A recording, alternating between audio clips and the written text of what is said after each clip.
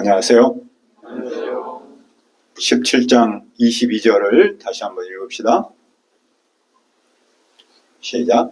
안식일에 너희 집에서 짐을 내지 말며 어떤 일이라도 하지 말고 내가 너희 조상들에게 명령한 같이 안식일을 거룩히 할지어다. 은혜로우신 아버지 하나님, 예배하고자 왔습니다. 성령 하나님께서 우리와 함께 하시고 에레미야 말씀을 통해서 오늘도 우리가 어떻게 살아야 할 것인가를 깨우쳐 주시옵소서. 또 위에 하나님이 어떤 분인가를 깨닫고 예배할 수 있도록 인도해 주옵소서. 이 예배를 통해서 우리가 복 있는 사람들로 빚어지게 하시고 성령 하나님께서 함께 하시고 복을 내려 주옵소서. 감사하고 예수님의 이름으로 기도합니다. 아멘. 요즘 많은 사람들의 입에서 자주 들리는 말 중에 하나가 정말 쉴 틈이 없다일 겁니다. 놀러가도 또 휴식을 취해도 마음은 여전히 분주하기 때문이겠죠. 우리는 쉼을 갈망하지만 정작 어떻게 쉬어야 할지를 모르는 이런 시대를 살고 있습니다. 왜 우리는 쉼을 잃어버렸을까요? 오늘 말씀 안식일을 거룩히 할지어다는 그 이유를 우리에게 가르치고 있습니다. 이 말씀은 무슨 뜻이며 오늘 우리가 지키는 주일과는 어떤 연관성이 있을까요? 첫째, 사람을 믿을 것인가 하나님을 의지할 것인가. 유다의 죄는 금강석 끝 철필로 새겨졌습니다. 이것은 일시적인 흔적이 아니라 지워지지 않는 깊은 죄의 흔적입니다. 그 죄는 단지 행동에 머무르지 않고 마음판 깊숙이 새겨졌습니다. 본래 그들의 마음에는 하나님의 말씀이 새겨져 있었습니다. 그런데 지금은 우상 숭배가 자리 잡았습니다. 그들의 죄는 제단 뿔에도 새겨졌습니다. 원래 하나님께 드리는 제단의 뿔은 속죄의 피를 바르는 곳이었습니다. 그러나 그들은 하나님의 제단이 아닌 이방신의 제단 뿔을 붙들었습니다. 그들의 죄는 감출 수 없고 지울 수 없었습니다. 죄의 영향은 후손에게도 이어졌습니다. 아들, 딸들은 높은 언덕과 푸른 나무 아래에 세운 제단들 아세라 우상을 기억하고 따랐습니다. 아세라 우상은 풍요와 행운을 가져다주는 가나안의 여신이었습니다. 우상 숭배는 한 세대에 머무르지 않고 다음 세대의 가치관까지 왜곡합니다. 하나님은 그 결과 그들의 기업과 재산이 약탈당하게 하시며 그들이 차지했던 땅을 빼앗기게 하십니다. 알지 못하는 땅에서 원수의 종이 되어 살아가게 하십니다. 이 모든 것은 여호와의 진노를 불러일으킨 우상 숭배의 결과입니다. 그 진노는 꺼지지 않는 불과 같습니다. 그렇다면 누가 저주를 받는 사람입니까? 5절을 봅시다. 여호와께서 이와 같이 말씀하시니라. 무릇 사람을 믿으며 육신으로 그의 힘을 삼고 마음이 여호와에서 떠난 그 사람은 저주를 받을 것이라. 사람을 믿으면 당연히 그 사람의 마음은 하나님한테서 멀어지게 되고 떨어질 수밖에 없죠. 그러면 그런 사람은 저주를 받습니다. 왜냐하면 그런 사람은 황무지에 떨기나무와 같아서 좋은 일이 와도 보지 못하기 때문입니다. 메마른 사막에서 사는 그런 인생이 되고 말기 때문이죠. 자연의 생명력도 하나님의 축복도 그 삶에는 미치지 않습니다. 그러나 누가 복받은 사람입니까? 7절을 한번 읽어봅시다. 7절 시작. 그러나 무릇 여호와를 의지하며 여호와를 의뢰하는 그 사람은 복을 받을 것이라. 복받은 사람은 사람을 믿는 사람이 아닙니다. 여호와를 의지하고 여호와를 의뢰하는 사람이 복을 받습니다. 이런 사람은 물가에 심은 나무와 같습니다. 더위가 와도 두려워하지 않고 잎은 늘 푸릅니다. 가뭄이 들어도 걱정하지 않고 열매 맺기를 그치지 않습니다. 여호와를 의지한다고 고난이 없는 것은 아닙니다. 더위도 오고 가뭄도 듭니다. 그러나 하나님을 의지하는 자는 그 모든 상황을 이겨내고 결국 열매를 맺습니다. 그래서 그런 사람은 복받은 사람입니다. 그런데도 왜 사람은 사람을 믿을까요? 그 절에서 그 이유를 이렇게 설명합니다. 만물보다 거짓되고 심히 부패한 것은 마음이라 누가 능히 이를 알려 말하는. 사람은 자신의 마음이 정직하다고 생각하지만 실상 그렇지 않습니다. 우리의 마음은 매우 거짓되고 심히 부패했습니다. 사람은 그것을 알지 못합니다. 그러나 하나님은 아십니다. 그분은 사람의 중심을 살피고 행위의 결과에 따라 보응합니다. 그 사람의 말이 아니라 그 사람의 삶의 열매를 보십니다. 부정한 방법으로 부를 얻는 자는 결국 망합니다. 그는 자고새와 같습니다. 자고새는 자기가 알을 낳지 않고 다른 새의 알을 훔쳐서 새끼를 부화합니다. 그러나 새끼는 때가 오면 진짜 어미에게로 날아가 버립니다. 마찬가지로 부정한 재물은 인생의 한창 때 떠나버리니 그 사람에게는 어리석음만 남습니다. 그러므로 우리가 의지해야 할 분은 누구입니까? 12절을 보십시오. 영원하신 보좌여 시작부터 높이 계시며 우리의 성소이시며 영광의 보좌는 태초부터 하늘에 자리 잡고 있습니다. 그 보좌가 바로 우리의 중심이며 우리의 진정한 성소입니다. 그러므로 우리는 시작부터 높이 계신 하나님을 의지해야 합니다. 그분만이 참된 보좌이며 인생의 중심입니다. 그러나 그 하나님을 떠난 자는 수치를 당합니다. 그들의 이름은 흙에 기록되고 사라지며 결국 죽습니다. 왜냐하면 그들은 생수의 근원인 여호와를 버렸기 때문입니다. 생수의 근원을 버리면 그의 삶은 메마를 수밖에 없겠지요. 그래서 선자는 하나님께 기도합니다. 여호와여 나를 고쳐주셔서 그리하시면 내가 나음을 얻을 겁니다. 나를 구원하소서 그리하면 내가 구원을 얻을 겁니다. 선지자는 오직 여호와 하나님만이 자기의 치료자이고 구원자임을 믿습니다. 그러나 사람들은 선지자를 조롱합니다. 여호와의 말씀이 어디 있느냐? 그 말씀이 어떻게 실현되는가를 보여주라. 그런데도 그는 목자의 직분에서 물러가지 않고 오직 주님을 따랐습니다. 그는 사람들에게 재앙이 임하기를 원하지 않았고 오히려 하나님의 긍휼과 보호를 구했습니다. 그는 박해자들의 수치를 당하고 자기는 부끄러움을 당하지 않기를 바랍니다. 그들은 놀라고 자기는 놀라지 않기를 원합니다. 그리고 그들에게 두 배의 재앙이 임하고 자기와 상처와 고통을 주님께서 기억하시고 회복시켜 주시기를 구합니다. 이상에서 우리는 한 가지를 분명히 깨닫습니다. 누구를 의지하느냐에 따라서 저주받은 사람일 수 있고 복받은 사람일 수 있다는 것이죠. 오늘 우리는 사람을 믿기 어려운 시대에 살고 있습니다. 정치는 물론이고 가까이 있는 사람조차도 믿기가 쉽지 않은 시대이죠. 그 이유는 단순합니다. 사람의 마음은 만물보다 거짓되고 부패했기 때문입니다. 그러나 우리 하나님은 다릅니다. 그분은 영원하신 보좌에 자정하시고 시작부터 지금까지 높이 계십니다. 따라서 그분을 의지하는 사람이야말로 진정으로 복받은 사람입니다.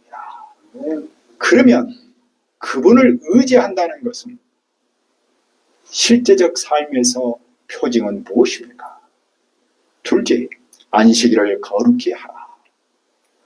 하나님은 예레미야에게 유다 왕들이 출발한 평민의 문과 예루살렘의 모든 성문에 서라고 말합니다. 이 문은 왕과 백성 모두가 드나드는 통로인데 선자는 왕과 귀족 물론이고 온 백성과 예루살렘 주민 전체에게 하나님의 말씀을 선포해야 했습니다. 그 메시지는 무엇입니까? 21절에서 이렇게 시작합니다. 여호와께서 이와 같이 말씀하시되 너희는 스스로 삼가서 안식일에 짐을 지고 예루살렘 문으로 들어오지 말며. 여기서 짐은 나귀나 노새 등에 지운 무거운 짐, 즉 상업을 위한 짐입니다.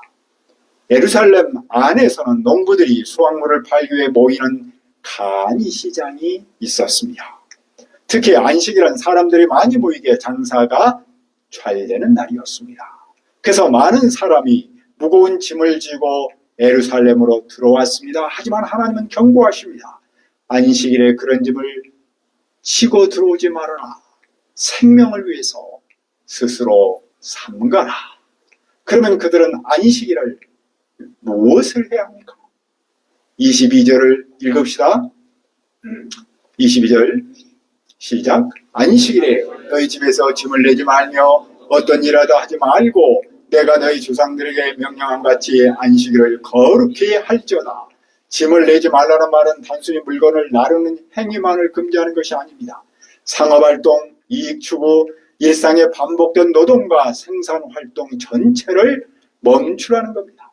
집에서 공예품을 만들어서 팔기 위해서 가지고 오는 것도 포함합니다. 왜 그렇습니까? 안식일은 단순한 휴식일이 아니기 때문이죠. 하나님께 구별된 날, 곧 거룩한 날이기 때문입니다. 거룩히 한다라는 말은 하나님께 바친다, 하나님 중심으로 구별한다라는 뜻입니다. 그날은 일을 단순히 멈추는 것이 아니라 하나님을 기억하고 하나님과 관계를 회복한다는 뜻입니다. 하지만 유다 백성은 그 거룩한 날에 장사를 위해서 짐을 지고 왔습니다. 그들은 하나님을 잊었고 하나님과의 관계도 단절되었습니다.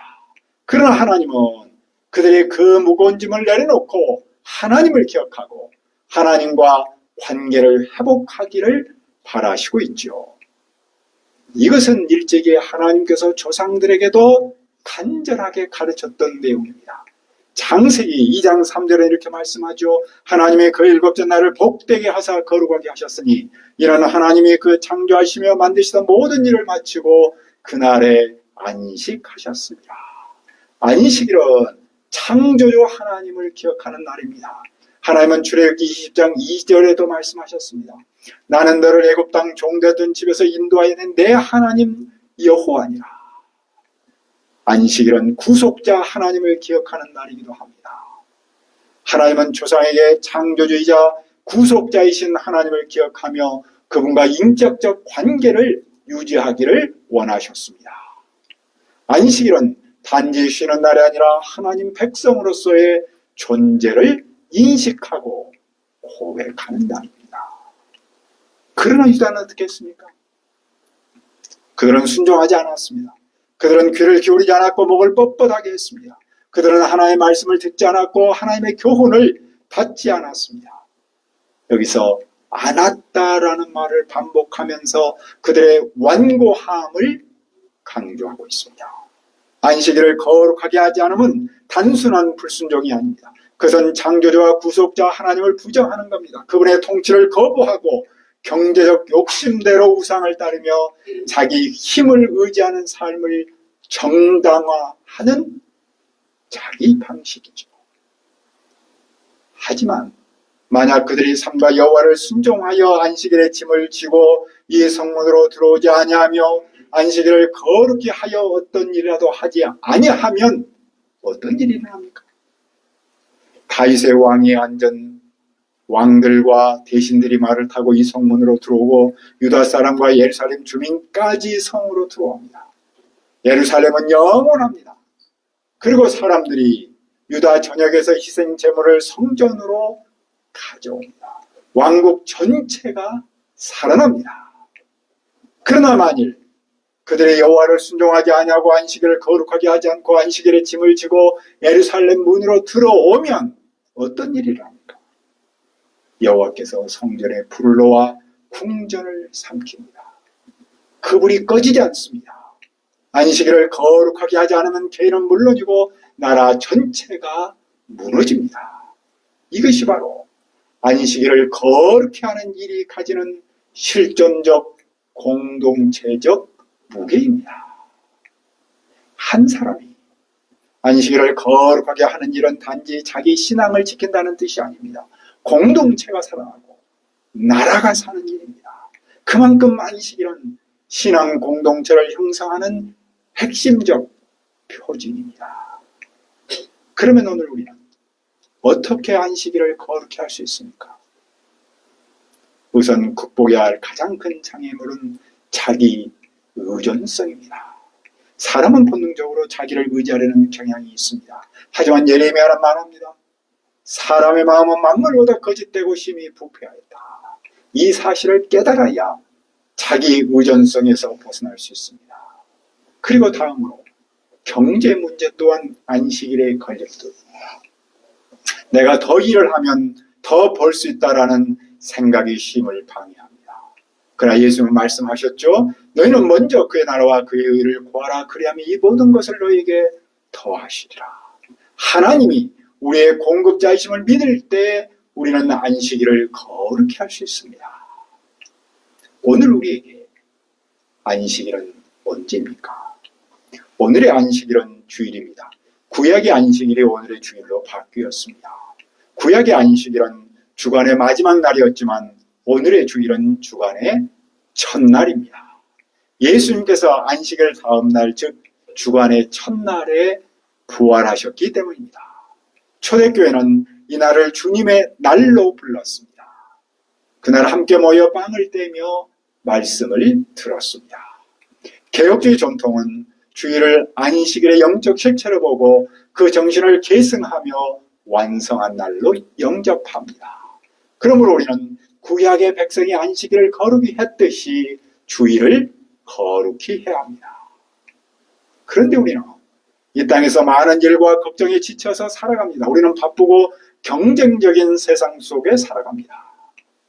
그 속에서 주일을 거룩히 하는 일은 쉽지 않습니다.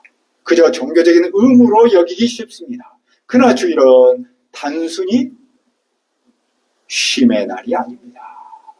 주말에 이어지는 날이 아니죠. 창조주 하나님과 구원자 하나님을 기억하는 날이면서 동시에 그분과의 관계성을 돈독히 하고 인격적 관계성을 돈독히 하는 날입니다. 주일을 거룩히 하는 일, 내가 사는 것은 물론이고 공동체가 사는 길이기도 합니다. 우리가 이 날을 거룩히 할 때 그리스도 안에서 이미 받은 영원한 안식을 미리 누릴 수 있습니다. 이런 역사성을 우리가 가지고 있을 때 어떤 상황에서도 주일을 거룩히 하는 일에 힘쓸 수 있습니다. 그러면 오늘 우리는 누구를 의지하며 삽니까? 그 마음이 거짓되고 힘이 부패한 사람입니까? 아니면 영원하신 보좌에 앉으신 여호와 하나님입니까? 여호와 하나님을 의지하는 사람은 안식일을 거룩히 합니다. 안식일을 거룩히 하여 참심을 누리며 우리의 공동체와 우리나라를 살리는 일에 참여하도록 기도합니다. 은혜로우신 아버지 하나님, 그 마음이 거짓되고 힘이 부패한 사람을 의지하지 않도록 도와주시고 영원하신 보좌에 앉으신 여호와 하나님을 의뢰할 수 있도록 인도하여 주옵소서. 하나님을 의지하는 사람은 안식일을 거룩히 하는 줄 믿습니다. 우리가 안식일을 거룩히 하여 참 쉼을 누리며 우리의 공동체와 우리나라를 살리는 일에 참여할 수 있도록 인도하여 주옵소서.